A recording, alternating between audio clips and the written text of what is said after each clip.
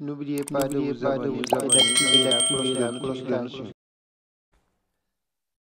إن الحمد لله نحمده ونستعينه ونستغفره ونعوذ بالله من شرور أنفسنا ومن سيئات أعمالنا إنه من يهد الله فلا مضل له ومن يضلل فلا هادي له وأشهد أن لا إله إلا الله وحده لا شريك له وأشهد أن محمدا عبده ورسوله يا أيها الذين آمنوا اتقوا الله حق تقاته ولا تموتن إلا وأنتم مسلمون يا أيها الناس اتقوا ربكم الذي خلقكم من نفس واحدة وخلق منها زوجها وبث منهما رجالا كثيرا ونساء واتقوا الله الذي تساءلون به والأرحام إن الله كان عليكم رقيبا يا أيها الذين آمنوا اتقوا الله وقولوا قولا سديدا يصلح لكم أعمالكم ويغفر لكم ذنوبكم ومن يطع الله ورسوله فقد فاز فوزا عظيما أما بعد فإن أصدق الحديث كلام الله وخير الهدي هدي محمد صلى الله عليه وسلم وشر الأمور محدثاتها وكل محدثة بدعة وكل بدعة ضلالة وبعد عباد الله خطبتنا اليوم حول عبادة عظيمة عبادة توعد الله من تركها تكبرا عبادة نحن في حاجة إليها هذه العبادة إخوة الكرام الدعاء قال صلى الله عليه وسلم الدعاء هو العبادة. Chers fidèles, notre sermon d'aujourd'hui va porter sur un acte d'adoration très important, un acte d'adoration dont Allah le Très-Haut a mis en garde celui qui le délaisse d'un châtiment douloureux. Un acte d'adoration dont le serviteur a crucialement besoin. Un acte d'adoration à propos duquel le prophète sallallahu alayhi wa sallam a dit l'invocation et l'adoration. Allah le Très-Haut nous dit à son sujet وَقَالَ رَبُّكُمُ ادْعُونِي أَسْتَجِبْ لَكُمْ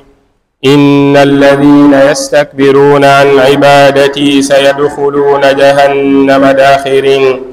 Allah le Très-Haut dit, votre Seigneur dit, invoquez-moi, je vous exaucerai. Et quiconque délaisse mon invocation par orgueil, je le jetterai dans le feu humilié. Qu'Allah nous en préserve. Ce verset témoigne de l'importance de l'invocation dans la vie du musulman. Chers croyants, l'être humain est dépendant vis-à-vis de son Seigneur, le riche et l'autosuffisant. Allah le Très-Haut dit Ya ayyuhan nasu antumul fuqara'u ila Allah wallahu huwal ghaniyyul hamid. Il dit oh vous les hommes, vous êtes dépendants vis-à-vis de votre Seigneur et votre Seigneur est autosuffisant. Et le prophète sallallahu alayhi wa sallam disait dans ses invocations Wala takilni ila nafsi tarfata ayn. Ne me laisse pas à mon sort ne serait-ce qu'une seconde. Chers fidèles, le serviteur ne doit se tourner vers autre que son Seigneur pour l'acquisition d'un bien ou pour se préserver d'un mal. Allah le Très-Haut dit ذلكم الله ربكم له الملك والذين تدعون من دونه ما يملكون من قطمير إن تدعوهم لا يسمعوا دعاءكم ولو سمعوا ما استجابوا لكم ويوم القيامة يكفرون بشرككم ولا ينبئك مثل خبير. Il dit c'est votre Seigneur, à lui appartient la royauté. Et ceux que vous invoquez en dehors de lui ne possèdent même pas un qitmir. Si vous les invoquez, ils n'entendront pas, même s'ils entendaient, ils ne pourront pas vous répondre. Et au jour dernier, ils nieront votre associationnisme et qui te donnera une telle information. Il dit ailleurs, وَالَّذِينَ تَدْعُونَ مِن دُونِ اللَّهِ عِبَادٌ أَمْثَالُكُمْ فَادْعُوهُمْ فَلْيَسْتَجِيبُوا لَكُمْ إِن كُنتُمْ صَادِقِينَ. Il dit, ceux que vous invoquez en dehors d'Allah sont des serviteurs comme vous. Invoquez-les et qu'ils vous répondent donc si vous êtes véridiques. Cependant, chers fidèles, il y a des causes qui favorisent l'acceptation de l'invocation. Nous allons, dans notre sermon, en citer quelques-unes. Parmi ces causes, le fait de croire en Allah et de faire beaucoup de bonnes actions. Allah le Très-Haut dit, وَإِذَا سَأَلَكَ عِبَادِي عَنِّي فَإِنِّي قَرِيبٌ أُجِيبُ دَعْوَةَ الدَّاعِ إِذَا دَعَانِ فَلْيَسْتَجِيبُوا لِي وَلْيُؤْمِنُوا بِي لَعَلَّهُمْ يَرْشُدُونَ. Il dit, quand mes serviteurs me demandent, je suis proche, j'exauce l'invocation de quiconque m'invoque, qu'ils répondent donc à mon appel et qu'ils croient en moi, ainsi ils seront bien guidés. Il fait partie, chers fidèles, de ces causes, la sincérité dans l'invocation. Allah le Très-Haut dit, يا أيها الذين آمنوا اتقوا الله وكونوا مع الصادقين. Il dit, ô vous qui croyez, craignez Allah et soyez du nombre des véridiques. Et le prophète sallallahu alayhi wa sallam dit, من سأل الله الشهادة بالصدق بلغه الله منازل الشهداء وإن مات على فراشه. Dans ce hadith, le prophète sallallahu alayhi wa sallam dit, celui qui demande à Allah d'être un martyr tout en étant sincère, Allah l'élèvera au rang des martyrs même s'il mourait dans son lit. Ce hadith est rapporté par Bukhari et Muslim. Chers fidèles, il fait toujours partie de ces causes le fait d'avoir confiance en Allah. D'après Abu Huraira, le prophète sallallahu alayhi wa sallam a dit, ud'u Allah wa antum muqinun bil ijabah wa'lamu anna Allah la yaqbalu du'aan min qalbin ghafilin lahin. Il dit, invoquez Allah tout en ayant la ferme conviction qu'il exaucera vos invocations. Et sachez qu'Allah n'accepte pas une invocation de la part d'un cœur insouciant et non concentré. Il fait toujours partie de ces causes le fait d'invoquer Allah subhanahu wa ta'ala durant les situations, durant les moments ou situations dans lesquelles les invocations sont acceptées. Parmi ces situations, on peut citer durant la prosternation, au moment du rupture du jeûne, durant le voyage, lorsqu'il pleut, lors des moments de difficulté et après les actes d'adoration de manière générale. Chers fidèles, il fait toujours partie des causes de l'acceptation de l'invocation, le fait de louer Allah subhanahu wa ta'ala et de l'invoquer à travers ses noms et attributs. Allah le Très-Haut dit, وَلِلَّهِ الْأَسْمَاءُ الْحُسْنَى فَادْعُوهُ بِهَا. Il dit, les plus beaux noms appartiennent à Allah, invoquez-le donc par ses noms. Et ceci est la méthodologie des messagers d'Allah dans leur invocation. D'après Mihjan ibn al-Adra', radiyallahu anhu, il rapporte que le messager d'Allah, un jour, est rentré dans la mosquée et a vu un homme qui faisait ses invocations après la prière. Et il disait, Allahumma inni as'aluka billahi al-wahid al-qahhar الصمد الذي لم يلد ولم يولد ولم يكن له كفوا أحد أن تغفر لي ذنوبي إنك أنت الغفور الرحيم. Il disait dans l'invocation, ô Allah, tu es le digne d'adoration, l'unique, le seul, l'autosuffisant, celui qui n'a ni parents ni enfants, celui qui n'a pas d'égal, pardonne-moi mes péchés. Et le prophète sallallahu alayhi wa sallam répéta à 3 reprises, ses péchés lui sont pardonnés. Allah le Très-Haut nous pardonne nos péchés. chers fidèles. Il fait toujours partie de ces causes le fait de lever les mains durant l'invocation. Parmi ces causes aussi, le fait d'éviter de consommer l'illicite. D'après Abu Huraira, le prophète sallallahu alayhi wa sallam dit dans un hadith: ô vous les anges, Allah est pur et n'accepte que ce qui est pur.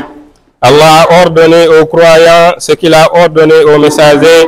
et il dit: Ya ayyuha ar-rusul kulu min at-tayyibati wa'malu salihan inni bima ta'maluna alim. Il dit aux messagers: mangez de ce qui est licite et faites de bonnes actions.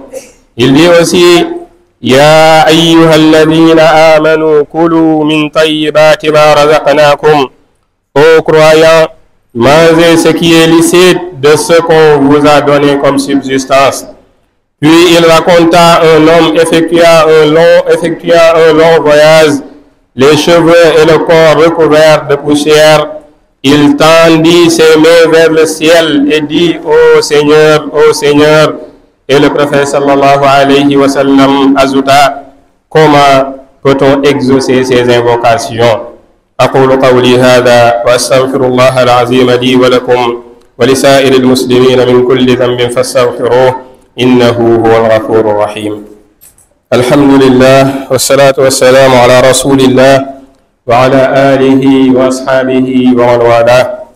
bokk jullit ñi ginnaaw bañ sante yàlla subhanahu wa taala di julli ci Yonent bi Muhammad sallallahu alayhi wa sallam. bokk jullit ñi suñu xutbaab tey day aju ci jaamu yàlla boo xam ne jaamu yàlla bu màgg la, jaamu yàlla boo xam ne dafa nekk jaamu yàlla boo xam ne dafa am solo lool ci dundub doomu aadama, waaye nekk jaamu yàlla boo xam ne Yonent bi sallallahu alayhi wa sallam dafay wax ci ab xadis ne moom mooy jaamu yàlla. mu ne addu'a huwa al ibada, mu ne li nga xam ne moom mooy ñaan de moom mooy jaamu yàlla. loolu di tekki ne ñaan dafa occupé place boo xam ne place bu am solo la ci li nga xam ne moom mooy jaamu yàlla. mbokk jullit ñi, jaam bi de dafa war a nekk koo xam ne saa yu nekkee ci jafe-jafe wala mu nekk ci li nga xam ne mooy tiis wala mu am soxla wala mu am lu mu ragal di ko sàkkoo sori, ci kenn rek la ko war a wutee, mooy ci boroomam yàlla subhanahu wa taala. ndaxte yàlla subhanahu wa taala mi ñuy xamal ci alquran ne ñun doomu aadama yi dañoo nekk ñoo xam ne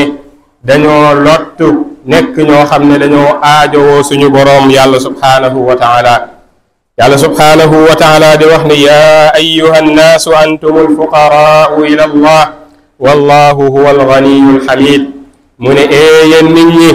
xam leen ne da ngeen a nekk ñoo xam ne da ngeen a soxla seen boroom, te seen boroom mooy ki nga xam ne moom mooy ki oomal.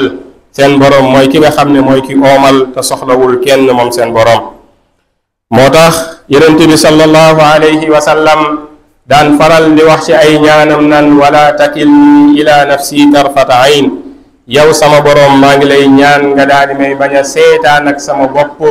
même sax bu fekkee dafay tolloog temps boo xam ne temps wu xefe xippi la. mooy ne nit ki saa yu ko yàlla seetaanee bàyyee ko boppam rek dafay nekk koo xam ne dafay alku. loolu di wane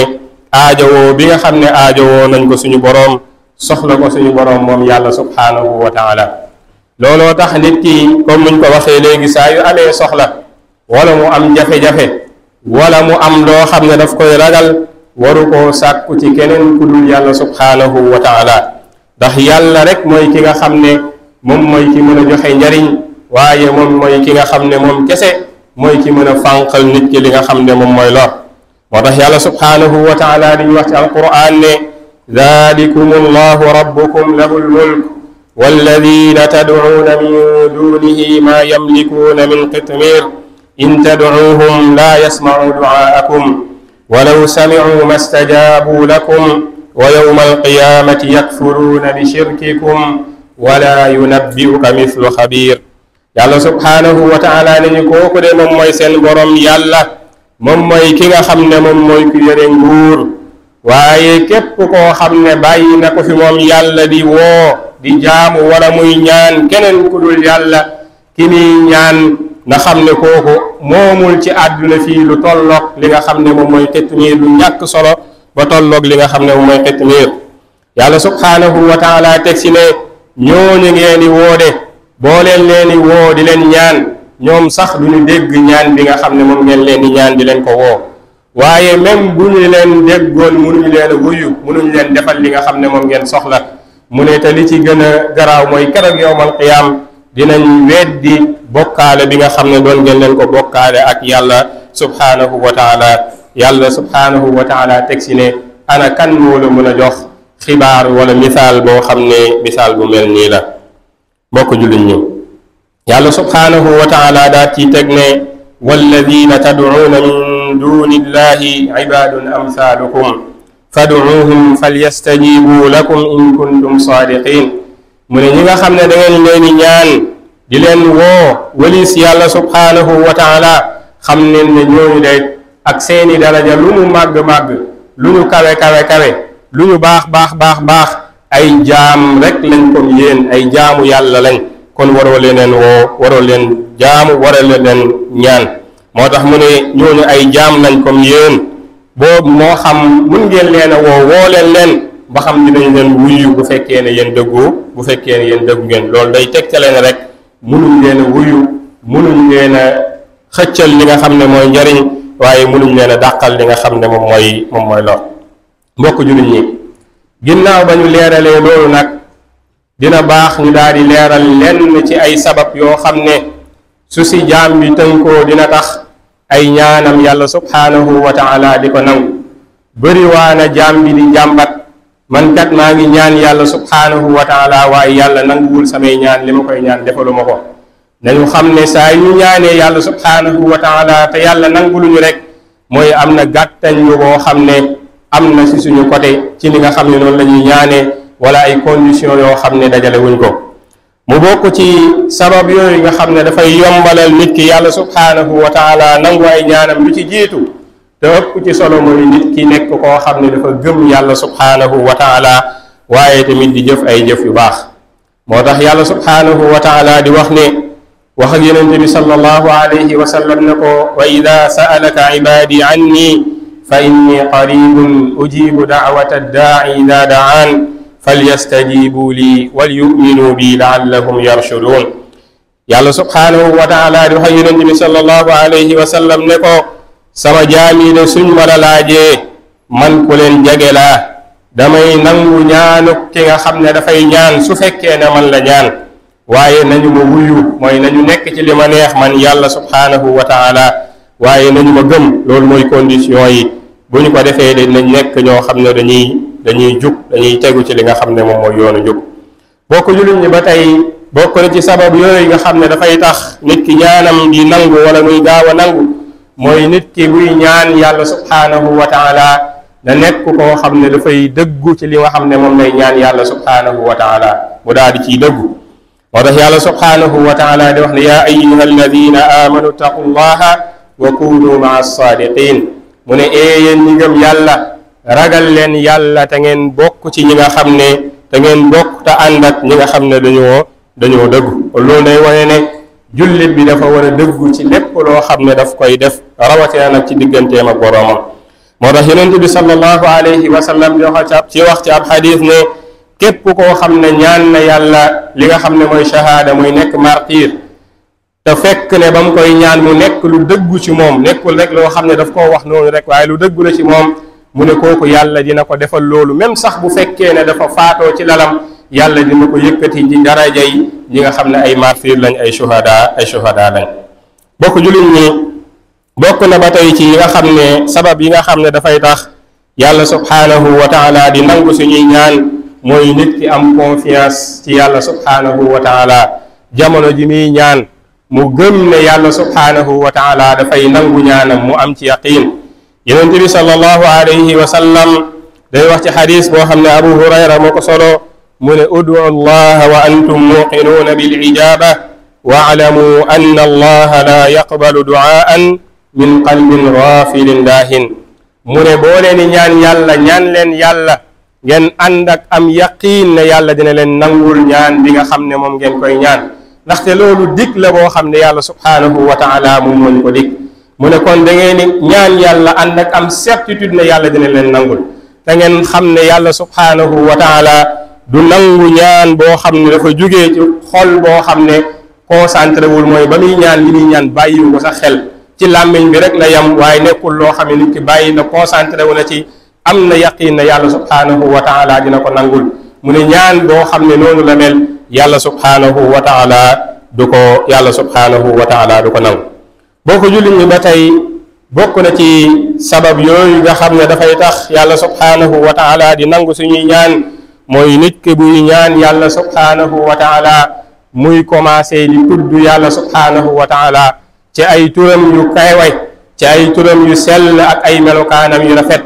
tagg yàlla subhanahu wa taala bàkk ko bañ a ñëw rek directement ñaan sa soxla sans pour autant nga tagg yàlla bàkk ko ci li nga xam ne mooy ay turam ak ay melokaanam moo tax yàlla subhanahu wa taala di ñu si woo di wax ne walillahi al asmaul husna fad'uuhu biha mu ne yàlla de mooy ki nga xam ne mooy ki yayoo ki moom tur yi nga xam ne mooy tur yi gën a rafet tur yi gën a màgg tur yi gën a mat ci tur yi mu ne dee leen ko woo dee leen ko jaamu dee leen ko ñaan ci li nga xam ne moom mooy tur yooyu te loolu kat moo nekkoon doxalinu yonent yi yàlla subhanahu wa taala bu ñuy nettali ñaanu yonent yi ci alquran boo ko settantalee seeni ñaan du génn loolu commencé tagg yàlla subhanahu wa taala ci ay turam ak ay melokaanam moo tax saxaabi bii di Mihjan ibn al Adra dafay nettali ne benn jour yonent bi sallallahu alayhi wa sallam dafa dugg si biir jàkka ji fekk benn waay daa di julli ba pare toog di ñaan mu dégg ko waa ji di ñaan naan allahumma inni as'aluka billahi alwahid alahad الصمد الذي لم يلد ولم يولد ولم يكن له كفوا أحد أن تغفر لي ذنوبي إنك أنت الغفور الرحيم من واجاني نان اللهم يو يالا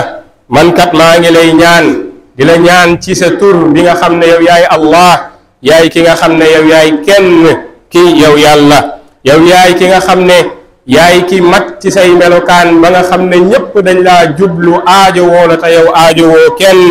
yow yàlla yaay ki nga xam ne amoo doom waaye kenn juru la yow yàlla maa ngi lay ñaan ci yàlla ne yow yaay ki nga xam ne amoo ndend amul kenn kuñ lay gam-gam léeg wala kuñ lay comparé maa ngi lay ñaan yàlla ci say tur yi ci say melokaan yi nga daal di may jéggal samay bàkkaar ndaxte yow kat yaay ki nga xam ne yow kese yaay kiy jéggale bàkkaar yi yow yaay borom yërmande ju yaatu ji yonent bi sallallahu alayhi wa sallam ba mu déggee ñaan bi rek mu daal di répété ñetti yoon ni kii kat gufira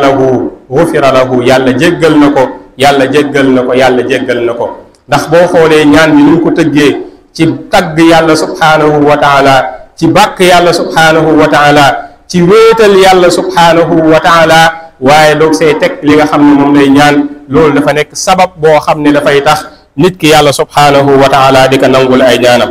bokk jullit ñi ba tey bokk na ci sabab yooyu mooy nit ki buy ñaan mu daal di yëkkati li nga xam ne moom mooy ay loxoom yonent bi sallallahu alayhi wa sallam ne wax ci ab xadis ne inna allaha hayyun karimun yastaxyi min alabdi ida rafa'a yadahu ila alsama an yaruddahuma sifran mu ne yàlla subhanahu wa taala dafa nekk koo xam ne ku am kersa la waaye yàlla subhanahu wa taala dafa nekk koo xam ne ku tabe la ku mën a joxe la mu ne yàlla dina am kersa ci jaam bi bu yëkkatee ay loxoom jubale ko ci moom di ko ñaan mu koy bàyyi mu koy wàccewaat te moom yàlla subhanahu wa taala joxu ko dara bokk jullit ñi ba tey bokk na ci yi nga xam ne dafay tax nit ki ñaanam mun a nangu mooy nit ki daal di moytandiku nag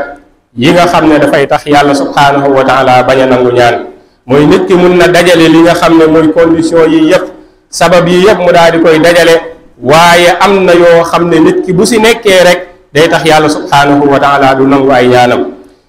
ñëw na ci ab xadis boo xam ne xadis bu xaw a gudd la di xadis abu hurayra radiallahu anhu mu ne yonent bi sallallahu alayhi wa sallam benn jour dafay wax ak ñoom mu ne leen yéen nit ñi xam ne ne kat yàlla dafa nekk koo xam ne ku teey la inna allaha tayyibun la yaqbalu illa tayyiba xam ne yàlla dafa nekk koo xam ne ku teey la du nangu lu dul teey xam neen ne yàlla dafa digal jullit ñi li nga xam ne loolu la digal jullit ñi nga xam ne moom la digal yeneen yi mu daal di tudd ñaari aaya bi ci njëkk mooy li yàlla subhanahu wa taala di wax ne yaa ayyuha rusulu kulu min at-tayyibati wa amalu saaliha mu ne yéen yeneen yi dee leen lekk lu teey te ngeen jëf ay jëf yu baax mu mel ne yàlla subhanahu wa taala dafay def relation diggante lekk lu teey ak jaamu yàlla subhanahu wa taala lekk lu teey dafay tax nit ki yaramam di sawar ci li nga xam ne moom mooy jaamu yàlla subhanahu wa taala waaye dafay tax nit ki ay jaamu yàlla mun ko amal njariñ dafay tax nit ki ñaanam mun a nekk loo xam ne daf koy amal njariñ mu daal di ciy teg aaya bi yàlla subhanahu wa taala di wax ne yaa ayyuha alladina amanu kulu min tayyibati ma razaqnaakum mu ne yéen ñi nga xam ne gëm ngeen yàlla lekk leen ci lu teey li nga xam ne moom leen yàlla wërsëgal mu ne yonent bi sallallahu alayhi wa sallam ba mu tuddee ñaari aay yooyu mu daal di ciy teg nag daal di nettali benn waay mu ne mu daal di nettali benn waay joo xam ne dafa nekkoon ci tukki nekk ci situation boo xam ne situation bu métti la karaw yi daal di poussière yaram bi daal di poussière ngir métit bi nga xam ne moom moo nekk ci li nga xam ne moom mooy tukki bi ci situation boobu noonu mu nekk mu daal di tàllal ay loxoom ci kaw asamaan ñaari loxoom daal di koy tàllal di ñaan yàlla ñaan yaa rabbi yow sama boroom ngir di ñaan li nga xam ne moom mooy soxlaam yonent bi sallallahu alayhi wa sallam daal di ciy teg mu ne jamono jooju muy ñaan fekk ne moom ci lekk lu xaraam la dëkk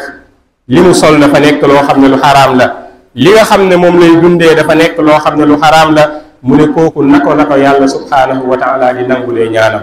bu ñu xoolee waa ji dajale na ay cause yu bëri yu mënoon tax yàlla nangu ñaanam mooy ne dafa nekk ci tukki te ki nekk ci tukki yàlla dafay nangu ay ñaanam mi ngi nekk ci ay jafe-jafe poussière sonn te ki nekk ci situation boobu noonu yàlla dafay nangu ñaanam moo tax mu ne amman yujibul muttarra ida daahu ana kan mooy kii wuyu ki nga xam ne dafa nekk ci jafe-jafe bu ko woowee mu nekk ci jafe-jafe waaye doyul mu daal di yëkkati ay loxoom ak li ñu waxoon léegi ci xadis bi ñu tudd léegi mu daal di ciy teg di woo yàlla ci ay turam ci tur yi nga xam ne bokk na ci tur yi gën a màgg mooy yaa rabb yow sama boroom yonent bi sallallahu alayhi wa sallam ne ànd ak loolu fekk ne moom li muy lekk lu xaraam la li muy dundee lu xaraam la li muy sol lu xaraam la kon naka la ko yàlla subhanahu wa taala di nangulee kon mooy kooku yàlla subhanahu wa taala du nangu li nga xam ne moom mooy ñaanam bokk jullit ñi ba tey bokk na ci cause yooyu te mooy biñ ci mujjee tudd moom mooy ne nit ki su bëggee yàlla subhanahu wa taala di nangu ay ñaanam bu nekkee ci ay jafe-jafe nay nekk koo xam ne dafay ñaan yàlla bu nekkee ci yomb-yomb jullit bi warul nekk koo xam ne du ñaan yàlla lu dul ne dafa nekk ci jafe-jafe day xaar ba nekk ci jafe-jafe rek soo ko ñaan yàlla waaye jafe-jafe bu amul moom du ñaan yàlla jullit bi dafa war a nekk koo xam ne dafay ñaan yàlla fu mu munti toll moo xam ci jafe-jafe la moo xam ci yomb-yomb la moo tax yonent bi sallallahu alayhi wa sallam nee na képp koo xam ne bëgg na yàlla di nangu li nga xam ne moom mooy ay ñaanam te fekk bu nekkee ci ay jafe-jafe na bëril li muy ñaan yàlla subhanahu wa taala bu nekkee ci li nga xam ne moom mooy ay bu nekkee ci li nga xam ne moom mooy ay yomb-yomb allahumma rabbana atina fi dunya xasana wa fi l-axirati xasana wa qina adaba annar allahumma salli ala muhammadin wa ala ali muhammad kama sallayta ala ibrahima wa ala ali ibrahim innaka hamidun majid اللهم بارك على محمد وعلى آل محمد كما باركت على إبراهيم وعلى آل إبراهيم إنك حميد مجيد قوموا إلى صلاتكم